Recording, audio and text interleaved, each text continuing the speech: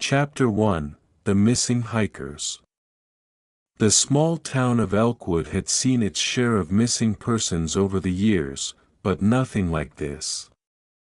When 3 experienced hikers vanished without a trace in the dense forests of Black Ridge, the entire town was left in shock.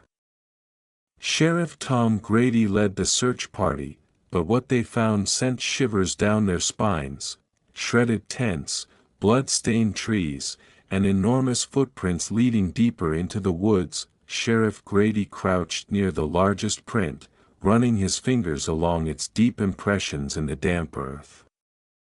"This ain't no bear," he muttered, shaking his head. His deputy, Charlie Raines, swallowed hard. Then what the hell made it? The search party moved cautiously through the trees, flashlights flickering in the thickening mist. The forest seemed unnaturally quiet, the usual chorus of insects and birds eerily absent. When they found the first scrap of fabric torn from a hiker's jacket, Grady knew they weren't dealing with an ordinary disappearance. Then came the blood, thick smears across the bark of an old pine, leading to a deeper part of the woods where few dared to go. The deeper they ventured, the stronger the sense of being watched. Grady had been in law enforcement for over 20 years. He had dealt with poachers, fugitives, and even the occasional mountain lion attack. But this was different. It felt like the forest itself was holding its breath. Then they found the campsite. The tents were shredded, torn apart like paper. Gear was strewn across the forest floor, backpacks slashed open, supplies scattered. A ripped sleeping bag lay partially unzipped, stained dark with blood. But what unsettled Grady most were the trees. Deep claw marks ran along their trunks, as if something massive had dragged its claws through the bark, marking its territory. "Jesus Christ!" one of the volunteers whispered, stepping back. "What the hell happened here?" Grady knelt beside a set of tracks, massive footprints, each at least twice the size of his own boot. They led away from the campsite, disappearing into the dense foliage. "We're dealing with something big," he finally said. "Something strong." Charlie exhaled sharply. "Sheriff, what if it's still out here?" Grady didn't answer. He just reached for the radio clip to his vest. "We need backup. And I want every available unit on standby." Back in town, news spread fast. The diner, the gas station, and even the post office buzzed with speculation. Some blamed a rogue grizzly, others whispered of the Black Ridge beast, a legend spoken of in hushed tones for generations. One man in particular, a retired forest ranger named Ed Matheson, had seen something years ago that still haunted him. "You boys don't want to go poking around out there," he warned Sheriff Grady. "Not unless you got a death wish." Chapter 2: Legends of the Forest. Locals had whispered about the creature for generations. Old-timers at the roadside diner spoke in hushed voices about the Black Ridge beast. Some dismissed it as superstition, while others swore they had seen glowing eyes peering at them from the darkness. When journalist Alex Carter arrives to investigate, he quickly realizes this isn't just another urban legend. Alex had built a reputation for exposing hoaxes. Fake ghost sightings, staged alien encounters, and small-town cryptid myths. He debunked them all. But something about Elkwood felt different. Sitting at a corner booth in the Rusty Spoon Diner, he flipped through his notebook, scribbling down everything he had heard so far. Missing hikers. Blood-stained trees. Enormous footprints. It was the kind of story that would sell. But Alex wasn't here just for a paycheck, he wanted the truth. A waitress, Lisa, leaned in and lowered her voice. If you're here about those missing hikers, you should talk to Ed Matheson. He knows things. Alex glanced at the old man sitting alone at the counter, nursing a cup of black coffee. He looked tired, like someone who had seen too much. Alex grabbed his recorder and slid into the seat next to him. Mr. Matheson, I hear you used to be a forest ranger. Ed didn't look up. That was a long time ago. People say you saw something in Black Ridge. Something unnatural. Ed sighed, rubbing his temples. It took 3 beers and a $20 bill to get him to open up. Saw it myself, back in '92, he finally said, voice rough like sandpaper. Was out near Black Ridge tracking a wounded buck. Never found the deer, but I found something else. 8, maybe 9 feet tall. Covered in dark, matted fur. And the eyes, they weren't animal eyes. They were something else. Something smart. Alex felt a chill crawl up his spine. He had come to Elkwood expecting another tall tale. But now, he wasn't so sure. Whatever it wasn't no damn bear, Ed muttered. It watched me. Didn't attack, didn't run. Just stood there in the trees, watching. Like it was studying me. Lisa set down another round of drinks, casting a wary glance toward the door. If you're planning to go looking for it, you better be careful. Folks go missing in those woods.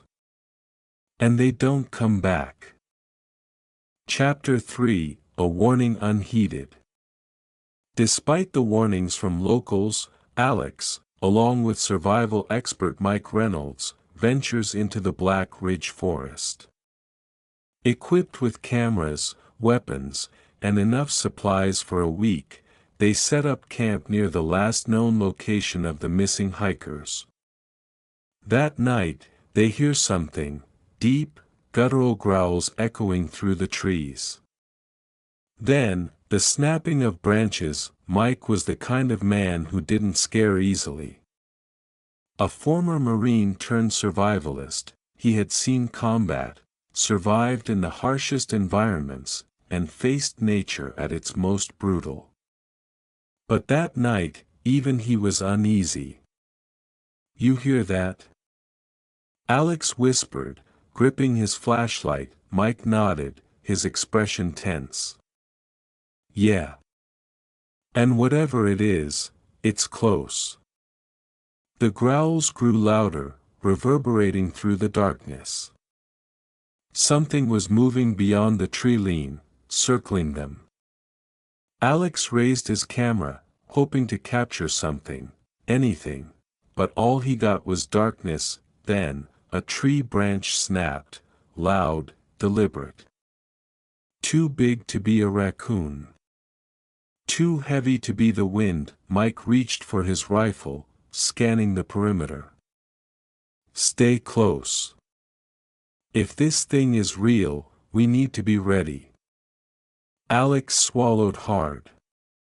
This was supposed to be another myth, another mystery to unravel and debunk.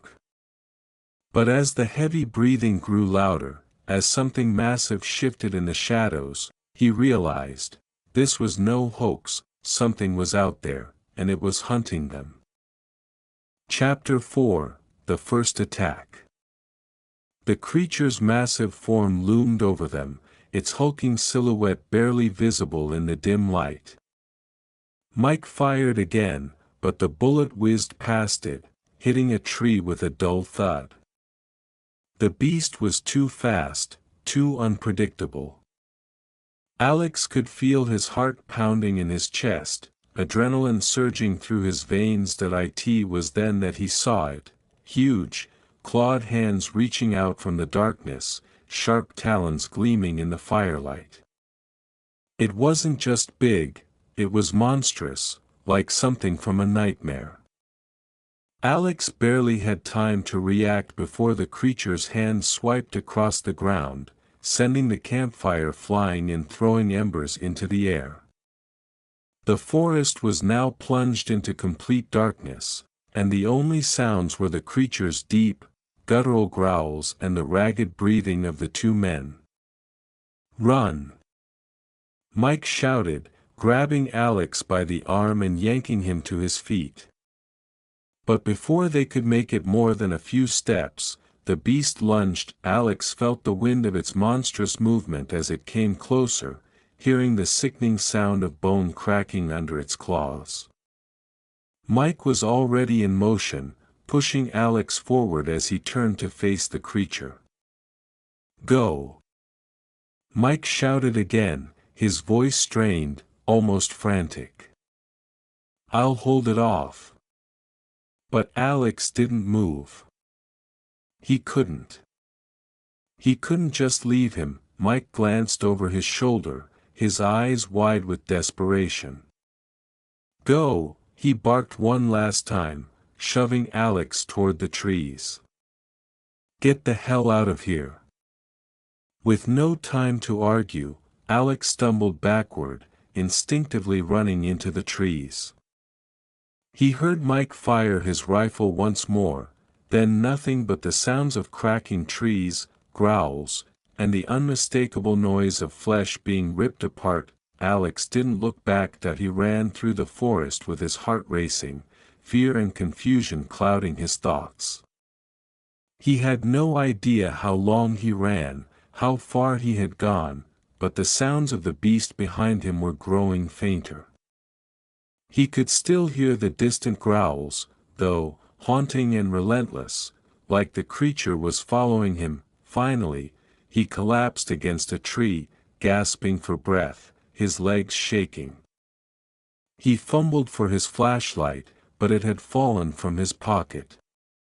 He couldn't see anything except the vague outline of trees around him. His hands were trembling, the silence was unbearable. Alex knew he had to find a way out. He couldn't stay here, not with that thing hunting him. He scrambled to his feet, trying to steady himself. As he walked, every snap of a twig, every rustle in the bushes made him jump. The forest was alive with sounds, but they weren't reassuring. It was as if the very woods themselves were mocking his desperation. Then, from behind him, came a voice, barely a whisper, carried by the wind. "Alex!" It was Mike's voice. Alex spun around, heart racing again. "Mike?" he called out, but there was no answer. Just the rustling of leaves. The wind howled through the trees, and for a moment, Alex thought he saw something, a shadow, too big to be a tree, moving between the trunks. He froze, his breath catching in his throat. It was back. Suddenly, there was a loud crash. The trees around him shook violently, and the ground trembled underfoot. The beast had found him. Alex took off again, pushing through the underbrush, feeling the weight of his own fear threatening to drag him down. His only hope was to reach the edge of the forest. If he could make it there, maybe, just maybe, he could survive, but the growls were getting louder again. Closer. Alex could hear the heavy footfalls, the slapping of enormous paws against the forest floor. It was gaining on him. He pushed harder, desperation flooding his every movement. But as he stumbled forward, he heard something that stopped him dead in his tracks. The unmistakable sound of a voice. A scream. It was Mike. The scream was cut off, replaced by deep, horrifying growls. Alex stood frozen, too afraid to move. Too afraid to even breathe. Then, everything went silent, the growls, the screams, the movement, all vanished. The forest was still. Alex didn't know how long he stood there, trying to make sense of the nightmare he was living through.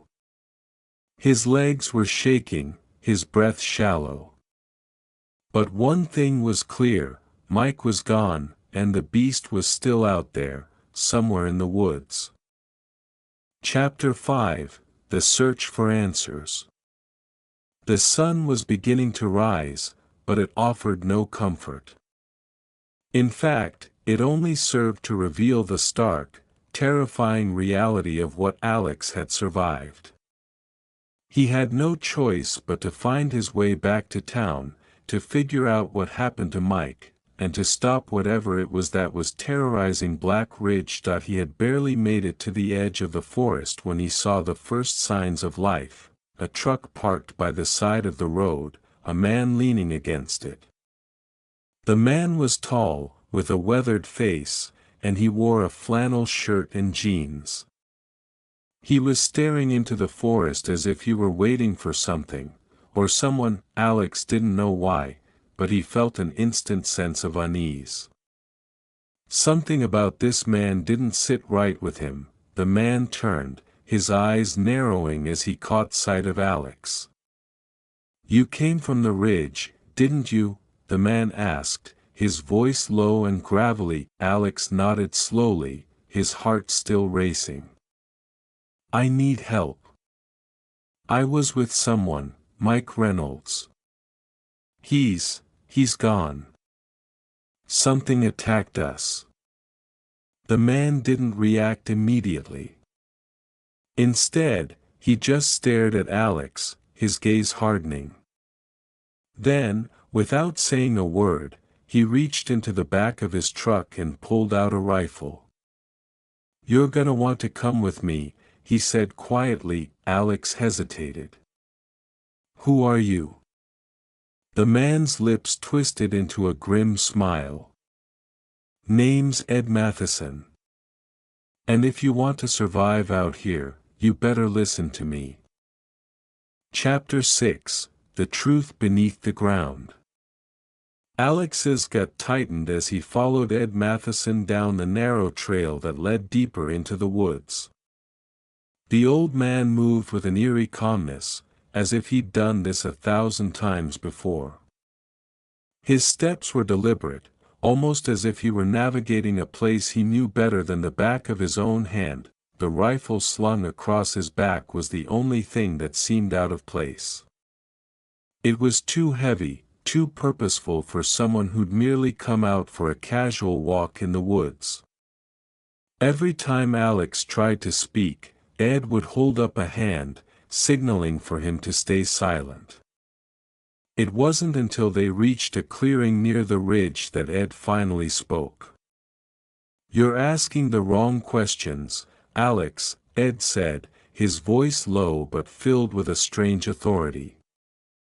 "You came here thinking you were chasing a legend, but now you're in deeper than you realize." Alex wasn't sure if he should be scared or relieved that Ed was finally talking. Part of him wanted answers, but another part of him was beginning to realize that whatever this was, it wasn't something he was prepared to understand. "Mike's dead, Ed," Alex muttered. "Whatever that thing was, it killed him. And now it's still out there. What the hell is going on here?" Ed paused, turning to look at Alex. His eyes were old, too old for a man who should have seen so little of the world. "It's called the Wendigo," he said simply, as if the words alone explained everything. "Or that's what we used to call it, anyway." "Wendigo?" Alex echoed, struggling to make sense of what he was hearing. "That's some old Indian folklore, isn't it? A creature that devours its victims?" Ed nodded grimly.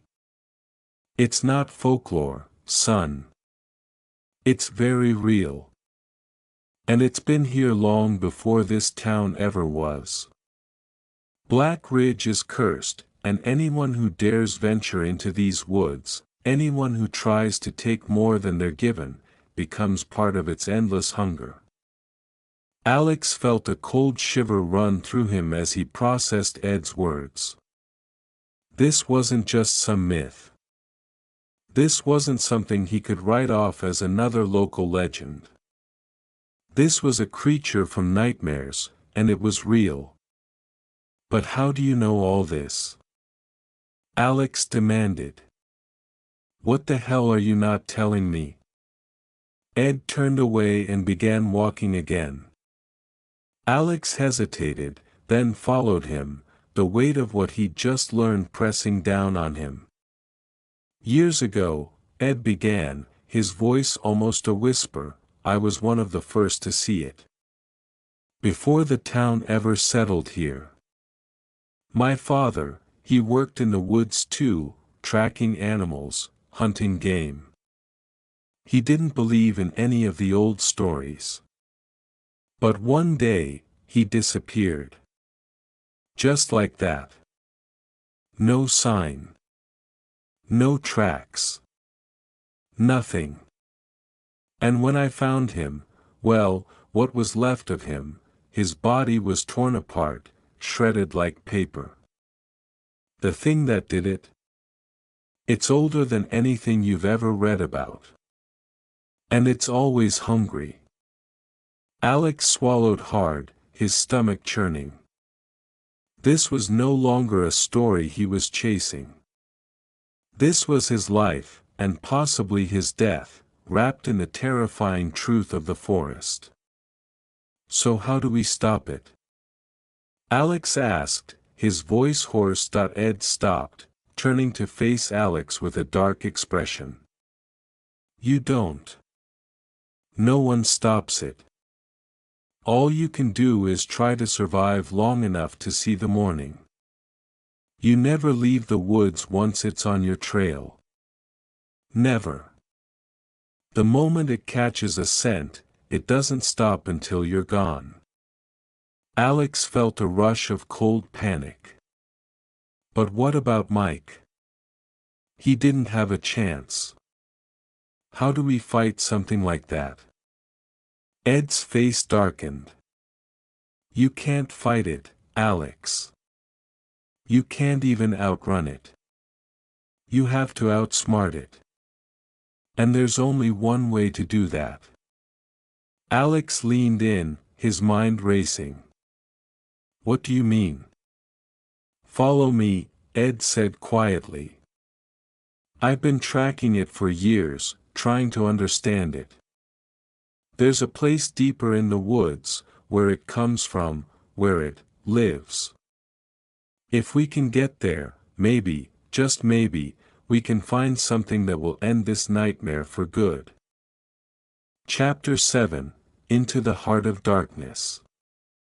Ed led Alex further into the forest, the trees growing thicker and the shadows deeper. The sun had almost disappeared behind the horizon, and a chill had settled in the air. Alex could feel the hairs on the back of his neck stand up, the oppressive silence surrounding them like a suffocating blanket. He knew that whatever they were about to find, it wasn't going to be something he could easily explain. As they walked, Alex tried to calm his racing thoughts. The creature, the Wendigo, was hunting him. He could feel it in his bones. The fear from the previous night was still fresh, still raw, and now it seemed like it was only a matter of time before the creature found them again. How much farther? Alex asked, his voice shaky. Not far, Ed replied, his voice steady. We're almost there. Alex didn't ask what there was. He didn't want to know.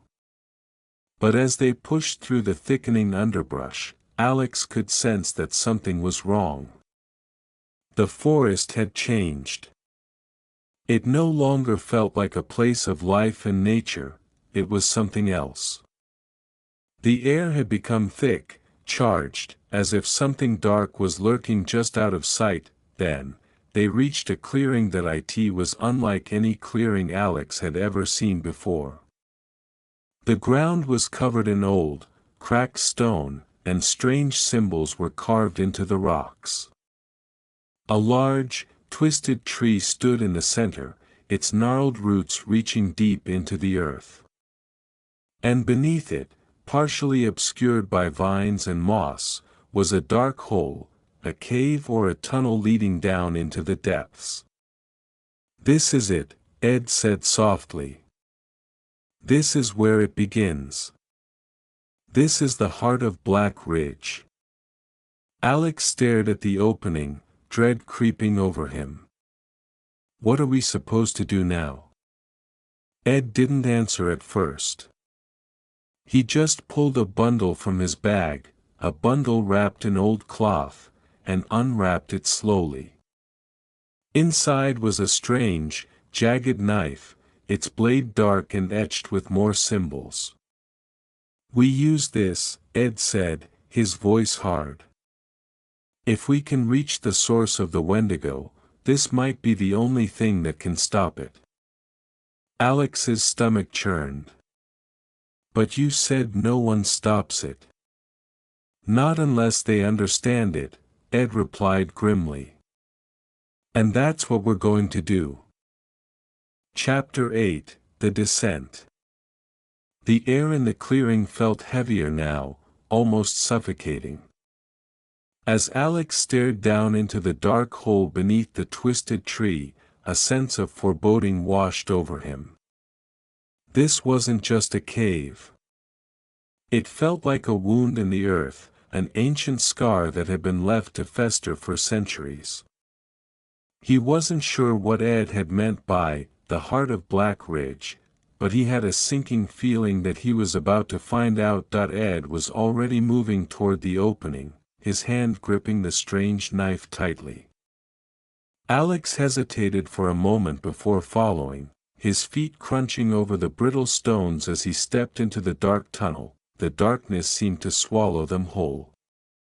The light from their flashlights barely penetrated the thick shadows, and the silence was oppressive. With each step they took deeper into the earth, Alex's sense of unease grew.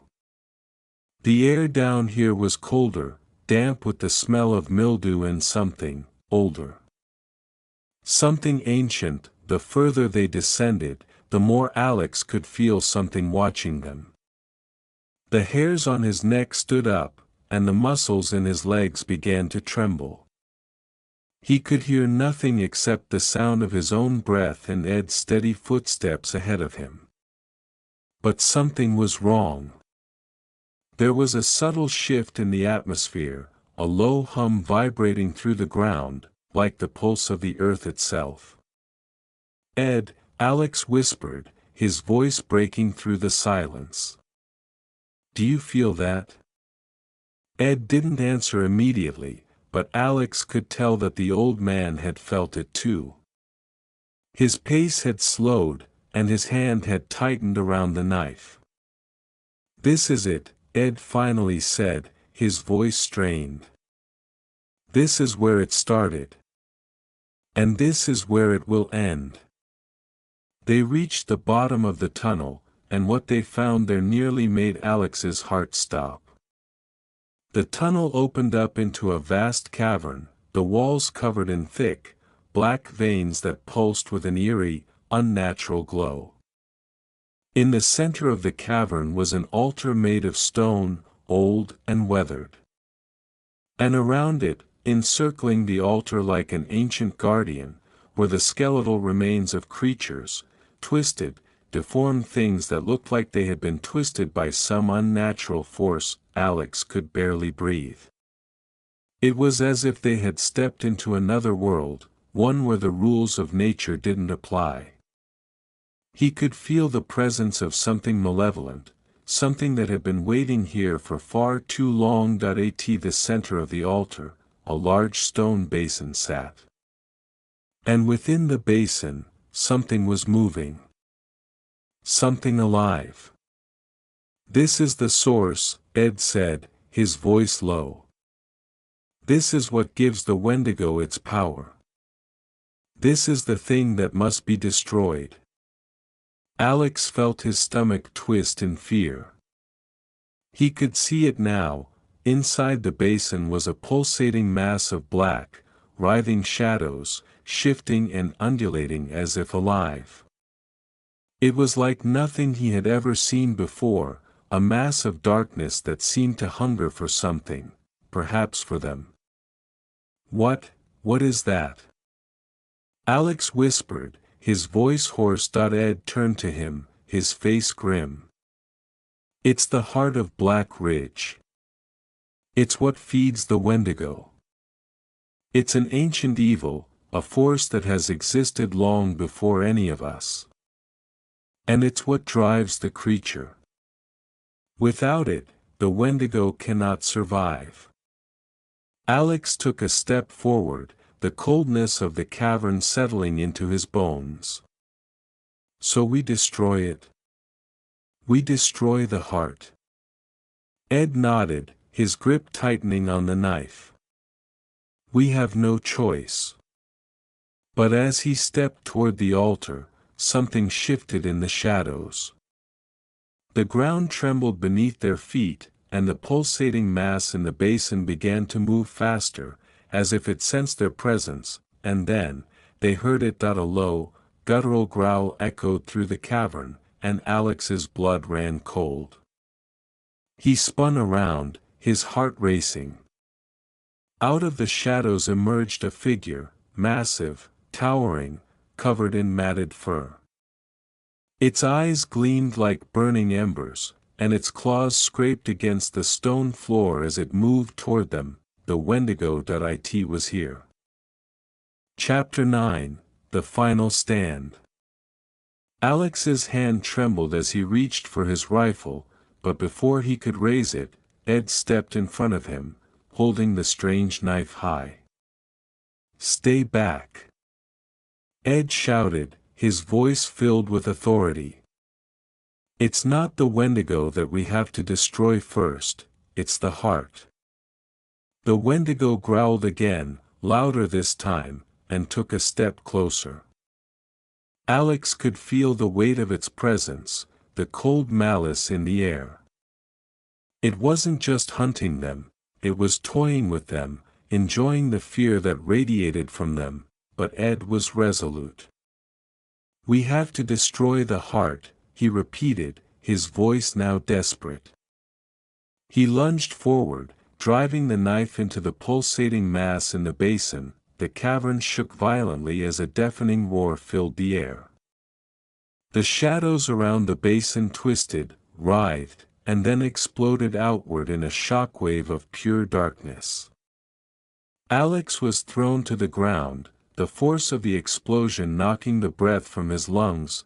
Through the chaos, Alex saw the Wendigo stumble back, as if wounded by the very force of the heart's destruction. The mass in the basin began to disintegrate, crumbling into dust and darkness, the evil that had held it together unraveling before their eyes. The Wendigo let out an inhuman scream of fury and anguish, and as it did, its form began to shift, its hulking body collapsing in on itself. The creature's bones cracked, its fur falling away in ragged clumps, revealing the skeletal remains beneath.